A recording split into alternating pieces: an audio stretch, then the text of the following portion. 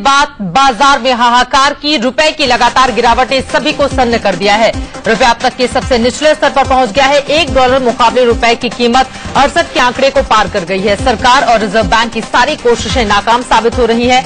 रुपए की गिरावट का असर शेयर बाजार पर भी सीधे सीधे देखा जा रहा है।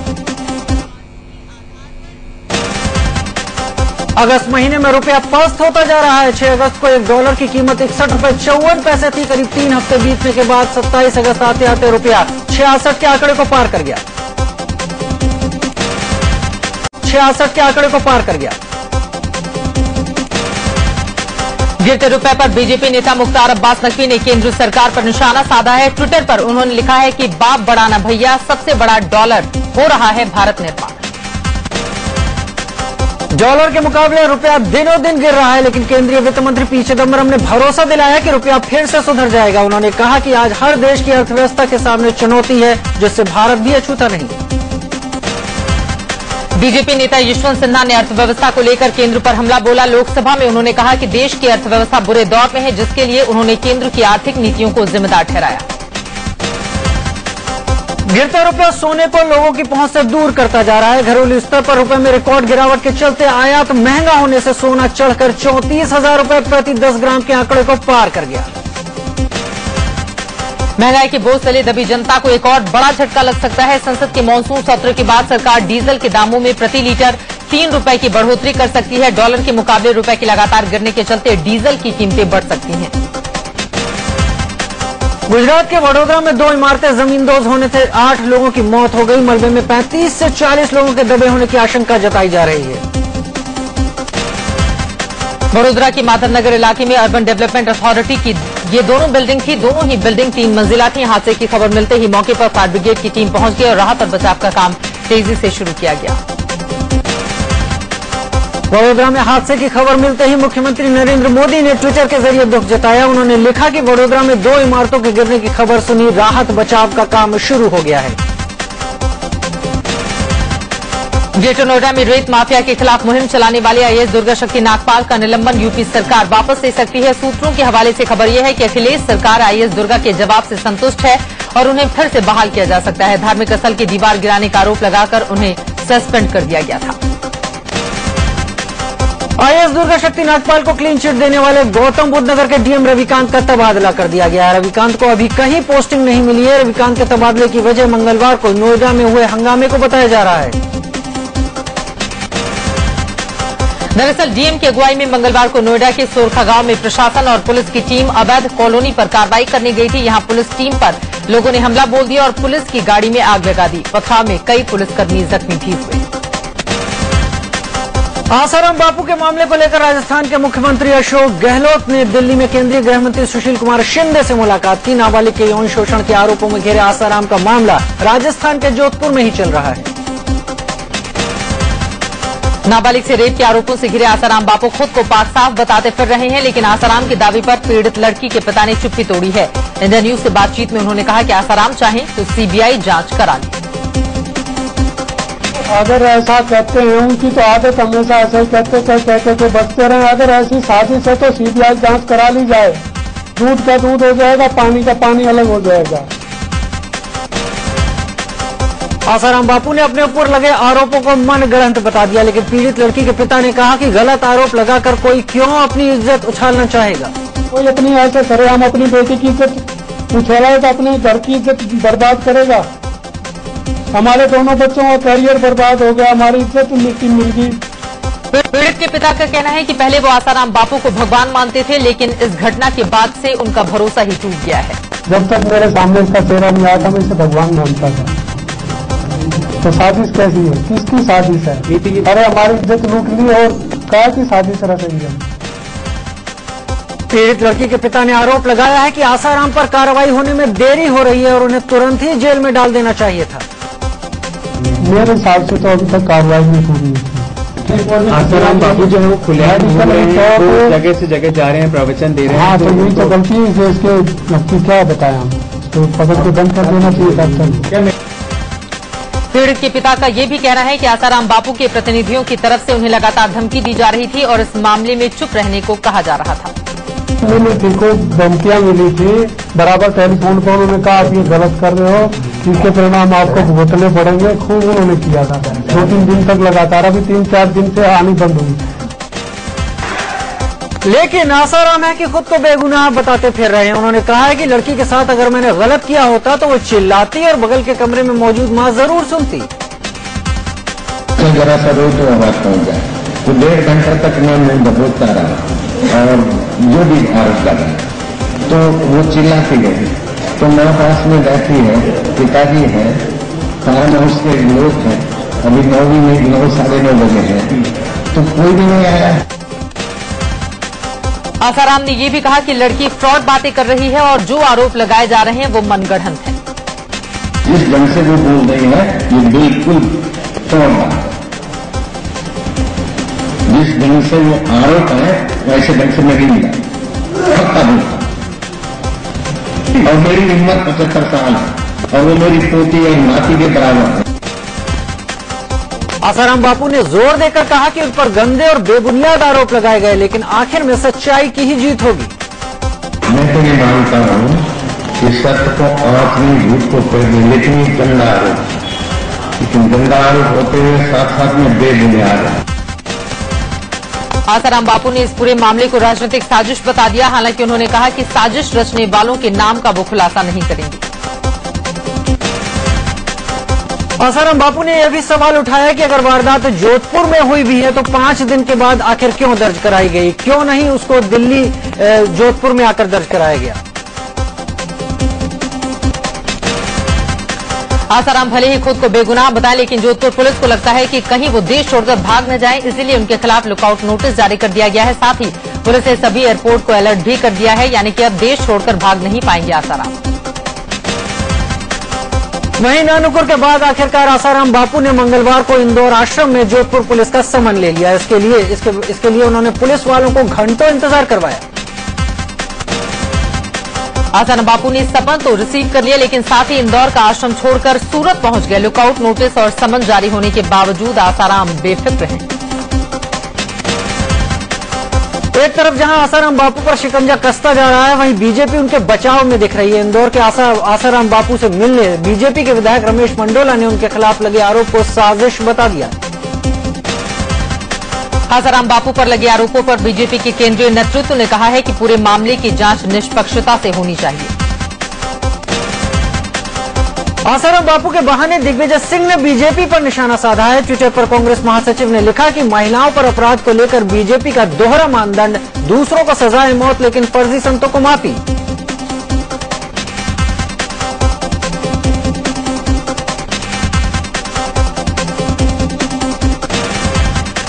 और इसके पहले दिग्विजय सिंह ने यह भी कहा था कि अगर आसाराम बापू निर्दोष हैं तो वो पुलिस से क्यों बचते फिर रहे हैं, सामने आए और खुद को बेगुनाह साबित करें। अगर वो निर्दोष है तो फिर अपने आप को जांच अधिकारियों के सामने प्रस्तुत क्यों नहीं करते हैं? साच को आज क्या? खबर मोदी से जुड़ी हुई, जिस नरेंद्र मोदी के नाम पर जेडीयू ने बीजेपी से नाता तोड़ लिया, उसी जेडीयू के सांसद कैप्टन जय नारायण निषाद ने मोदी से मुलाकात की। मुलाकात पर निषाद ने कहा कि जेडीयू ने अपने सांसदों को मोदी से मिलने पर पाबंदी नहीं लगाई है। मोदी से मुलाकात के बाद तो जेडीयू सांसद कैप्टन जय नारायण निषाद उनके ऐसे मुरीद हुए कि कह दिया कि उन्हें पीएम पद का दावेदार सिर्फ वही है देश में। मोदी साहब उपयुक्त कैंडिडेट होंगे प्रधानमंत्री? अभी तक जैसे कि चाय बेचने वाला यहाँ तक पहुँच जाए, निश्चित तौर पर उसमें कुछ गुण है, नहीं तो चाय ही बेचते रहता, उससे ज्यादा होता तो परचून का दुकान खोल लेता। कैप्टन निषाद ने यह भी कहा कि सबके जुबान पर सिर्फ और सिर्फ नरेंद्र मोदी ही छाए हुए हैं। उधर गोवा के पणजी में यूपी से समाजवादी पार्टी के विधायक महेंद्र कुमार सिंह कॉल गर्ल्स के साथ रंगरेलियां मनाते हुए गिरफ्तार किए गए। गोवा पुलिस ने उन्हें कोर्ट में पेश किया, जहां से उन्हें 7 दिनों की पुलिस रिमांड पर भेज दिया गया है। कॉल गर्ल्स के साथ रंगरेलियां मनाते गोवा में गिरफ्तार महेंद्र कुमार सिंह उर्फ जीन बाबू यूपी के सीतापुर के सेवता सीट से विधायक है। विधायक की गिरफ्तारी के बारे में गोवा पुलिस ने यूपी विधानसभा के अध्यक्ष को सूचना दे दी है। 2007 हैदराबाद ब्लास्ट मामले में आज इंडियन मुजाहिदीन के 4 आरोपियों के खिलाफ आरोप तय होंगे। इन चारों आरोपियों को आज मेट्रोपॉलिटन मजिस्ट्रेट के सामने पेश किया जाएगा। इस ब्लास्ट में 42 लोगों की मौत हो गई थी, जबकि 50 से ज्यादा लोग घायल हुए हैं। ओडिशा के कोरापुट जिले में हुए नक्सली हमले में बीएसएफ के 4 जवान शहीद हो गए, जबकि 8 जवान बुरी तरह घायल हो गए। उत्तराखंड की बहुगुणा सरकार एक बार फिर से संकट में घिरती हुई नजर आ रही है। बहुगुणा से नाराज कांग्रेस के दर्जन भर विधायक दिल्ली में डेरा डाले हुए हैं। तेलंगाना का विरोध कर रहे टीडीपी के 2 सदस्यों को मंगलवार को राज्यसभा से निलंबित कर दिया गया। ये सांसद सभापति की चेतावनी के बावजूद हंगामा कर रहे थे। यूपी सरकार में कैबिनेट मंत्री आजम खान स्वास्थ्य विभाग से नाराज हैं। आजम ने मुख्यमंत्री अखिलेश यादव को एक पत्र लिखकर नाराजगी जाहिर की है। विकास यात्रा पर निकले छत्तीसगढ़ के मुख्यमंत्री रमन सिंह ने कई इलाकों में जनसभाएं की। इस मौके पर उनके साथ राज्यसभा में विपक्ष के नेता अरुण जेटली भी मौजूद थे। छत्तीसगढ़ कांग्रेस के प्रदेश अध्यक्ष चरणदास महंत ने सीएम रमन सिंह पर हमला बोलते हुए कहा कि वो विकास नहीं बल्कि विनाश यात्रा निकाल रही हैं। झारखंड के रामगढ़ में एक मकान और दुकान में आग लगने से हड़कंप मच गया। आग की चपेट में आकर लाखों के सामान और जेवरात जलकर खाक हो गए। श्रीनगर में उस वक्त अफरा तफरी मच गई जब यहां पर एक होटल के टॉप फ्लोर पर भीषण आग लग गई। घंटों की मशक्कत के बाद आग बुझाई गई। पटना में एक तेज रफ्तार ट्रक ने 10 साल की बच्ची को रौंद दिया, जिससे उसकी मौत हो गई। हादसे के बाद गुस्साए लोगों ने जमकर तोड़फोड़ की और ट्रक में आग लगा दी। झारखंड के धनबाद में जमीन अधिग्रहण के बदले मुआवजे और नौकरी की मांग को लेकर गुस्साए लोगों ने एक निजी कंपनी में जमकर तोड़फोड़ की। असम के गोलपाड़ा जिले में बोडो समुदाय के हजारों लोगों ने डिप्टी कमिश्नर के ऑफिस का घेराव कर जोरदार प्रदर्शन किया। ये लोग गैर बोडो इलाकों को अलग करने की मांग कर रहे हैं।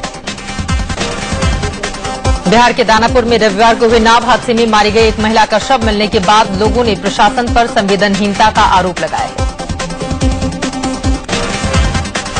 आज श्री कृष्ण जन्माष्टमी है। देश भर में जन्माष्टमी को लेकर तैयारी जोर शोर से चल रही है। कृष्ण मंदिरों में खूब सजावट की गई है। कृष्ण भक्त अपने कान्हा के जन्म का बेसब्री से इंतजार कर रहे हैं।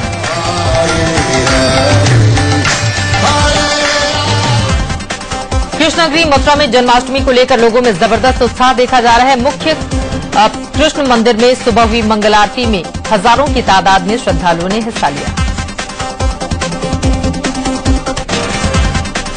मथुरा के कृष्ण मंदिर में सुबह से ही भक्तों की भीड़ देखी जा रही है। सुबह हुई मंगल आरती के बाद आज यहां दिन भर विशेष पूजा जारी रहेगी।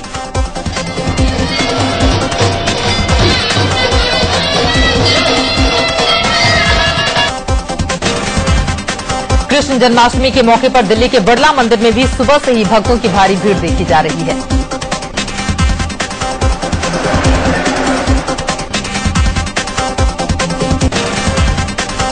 मुंबई में दही हांडी महोत्सव को लेकर लोगों में खासा उत्साह देखा जा रहा है। जन्माष्टमी आज है, लेकिन यहां कल यानी गुरुवार को मायानगरी में भव्य आयोजन के दौरान मटका फोड़ा जाएगा।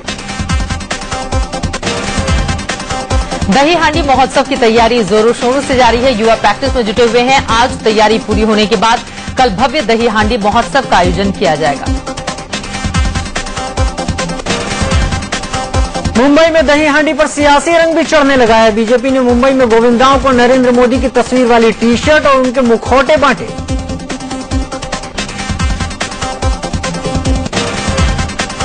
मुंबई में दही हांडी फोड़ने वाली मंडली के लिए राजनीतिक दलों ने भारी इनाम का भी ऐलान किया है। एनसीपी ने कहा है कि वर्ल्ड रिकॉर्ड बनाने वाली मंडली को 50 लाख का इनाम मिलेगा, तो एनएस ने विजेता मंडली को 27 लाख का इनाम देने की घोषणा की है।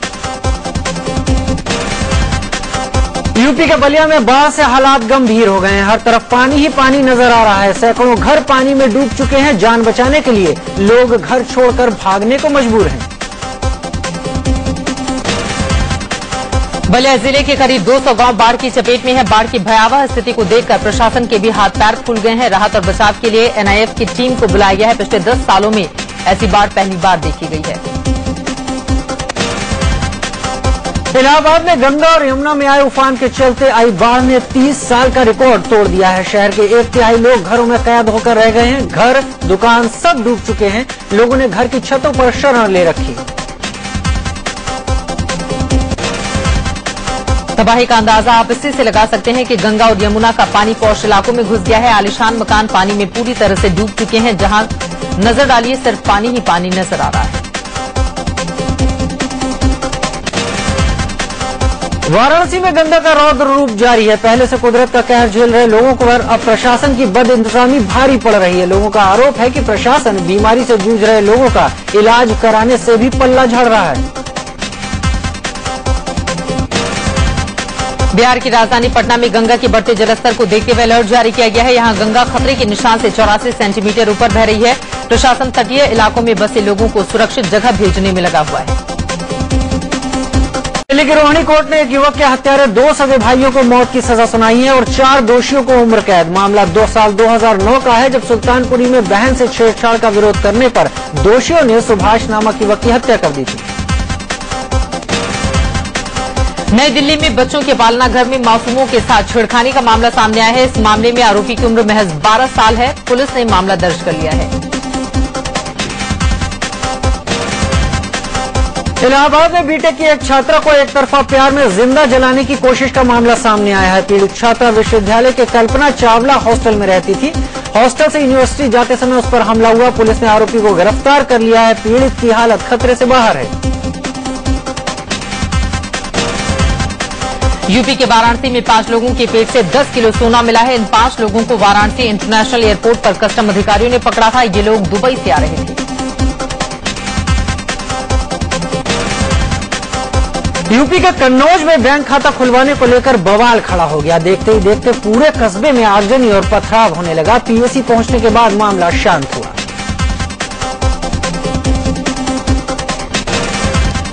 दिल्ली के जनकपुर इलाके में एक महिला के अपहरण की कोशिश की गई। मामला सामने आने के बाद लोगों ने हंगामा खड़ा कर दिया। कई बसों में तोड़फोड़ की गई। हंगामे को शांत करने के लिए पुलिस को लाठीचार्ज करना पड़ा। राजस्थान के भरतपुर में पुलिस ने भारी मात्रा में विस्फोटक बरामद किए हैं। पुलिस के मुताबिक इन विस्फोटकों का इस्तेमाल खनन माफिया अवैध खनन करने के लिए करने वाले थे। बरामद विस्फोटकों में जिलेटिन रॉड और 13 बूस्टर शामिल हैं। हरियाणा के करनाल में सीसीटीवी के जरिए एक पुलिस सब इंस्पेक्टर की करतूत सामने आई है। यहां एक मेडिकल कॉलेज हॉस्पिटल में नशे में धुत होकर पहुंचे पुलिस अफसर ने डॉक्टर पर गोली चला दी। राहत की बात यह है कि डॉक्टर बाल बाल बच गया। सब इंस्पेक्टर कश्मीरा सिंह पर आरोप है कि वो डॉक्टर से किसी मामले की गलत मेडिकल रिपोर्ट बनाने का दबाव डाल रहा था। आरोपी पुलिस वाले को गिरफ्तार कर लिया गया है। गुड़गांव के सेक्टर 4 इलाके में बुजुर्ग महिला की हत्या के मामले को पुलिस ने 24 घंटे में सुलझा लिया है। पुलिस ने सीसीटीवी कैमरे की मदद से घर में काम करने वाली नौकरानी समेत 3 लोगों को गिरफ्तार किया है। आरपीआई नेता प्रकाश आंबेडकर ने समाजसेवी नरेंद्र दाभोलकर की हत्या के लिए हिंदूवादी संगठनों को जिम्मेदार ठहराया। प्रकाश आंबेडकर ने सरकार पर आरोप लगाया कि हिंदूवादी संगठनों पर नकेल कसने में महाराष्ट्र सरकार नाकाम साबित हो रही है। मुंबई पुलिस ने कल्याण इलाके में जाली नोट छापने वाले गिरोह का पर्दाफाश करते हुए 2 लोगों को गिरफ्तार किया है। इनके पास से 8.5 लाख के जाली नोटों के साथ नोट छापने में इस्तेमाल होने वाली मशीन भी बरामद की गई है। पश्चिम बंगाल के बर्धमान जिले में एक बस के पलट जाने से 7 यात्रियों की मौत हो गई, जबकि 45 घायल हो गए। बताया जा रहा है कि तेज रफ्तार की वजह से ड्राइवर का संतुलन बिगड़ा और वो पलट गई। 3 यात्रियों की मौके पर जबकि 4 की अस्पताल में इलाज के दौरान मौत हुई। गाजियाबाद के इंदिरापुरम इलाके में बेखौफ बदमाशों ने एक विदेशी महिला के साथ लूटपाट की है। बदमाश महिला का रुपयों से भरा पर्स और मोबाइल लूटकर फरार हो गए। हैरानी की बात यह है कि पुलिस ने अभी तक महिला की शिकायत तक दर्ज नहीं की। पटना में पुलिस ने तमंचा फैक्ट्री का पर्दाफाश किया है। पुलिस ने फैक्ट्री चलाने वाले 4 लोगों को गिरफ्तार कर इनसे 3 देसी कट्टे, 9mm की पिस्टल और 19 जिंदा कारतूस बरामद किए हैं। इन लोगों ने नक्सलियों को हथियार सप्लाई करने की बात कबूली है। राजस्थान के सूरतगढ़ के नगर पालिका में काम करने वाले एक बाबू के पास से करोड़ों की संपत्ति मिली है। एंटी करप्शन ब्यूरो की टीम ने लालचंद साकला के 3 घरों पर छापेमारी की, जिसमें 1 करोड़ से ज्यादा की संपत्ति का पता चला है। आतंकी हमले की धमकी को देखते हुए मुरादाबाद रेलवे स्टेशन पर अलर्ट जारी किया गया और रेलवे स्टेशन की सुरक्षा बढ़ा दी गई है। हरिद्वार के एक रिटायर्ड स्टेशन मास्टर को लश्कर के नाम पर रेलवे स्टेशनों को निशाना बनाने की चिट्ठी आई थी।